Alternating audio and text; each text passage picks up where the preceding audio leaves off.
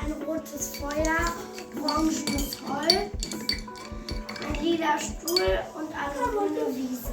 Super! Das Aber Gras ist in grün. ist eine Maroon-Farbe. Siehst du? Farbe. Er hat eine neue Farbe entdeckt. Maroon. Sonne, ein blaues Meer, Sonne, blaues Meer. braune Kacke. Oh. Wo hast du das gesehen? Schule. Sehr schön. Und was ist Und das? ein orangenes Lego. Orange Lego. Und eine Idee, was wir gesehen haben. Sehr schön. High five. Super. Sehr gelb, ja. Das ist gelb. Das ist ein grüne Paprika. Grüne Paprika, ja. Und ein lila Kleid. Lila Kleid.